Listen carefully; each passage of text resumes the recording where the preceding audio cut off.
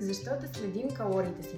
Много хора мислят, че когато ние започнем да следим калориите си, то това е някакъв затвор, задължение, изключително досадно и отнема много време. Истината е, че това е най-прекият път към това да бъдем свободни от към храненето си.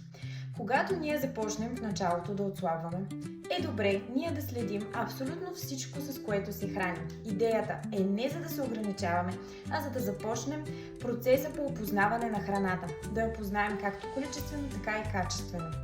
Като счетоводител знам, че няма как да управляваш бюджет, който не следиш. Затова възприемайте този процес по следене на калории като едно своеобразно училище.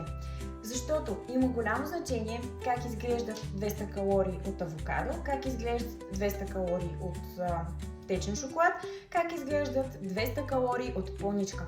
Целта не е да броиш калориите до края на живота си, а просто след време е да формираш в себе си една вградена везна. Тоест имаш познанието за всички храни, познаваш ги количествено, качествено, как са разпределени макросите и вече можеш сама да контролираш храненето си, да го направиш и балансирано, да го направиш и вкусно, да го съобразиш спрямо целите си, които имаш в момента в залата и в тренировъчния си план. Ти обучаваш себе си. Така че не е глупост да следиш калориите. Според мен това е време, което инвестираш в себе си.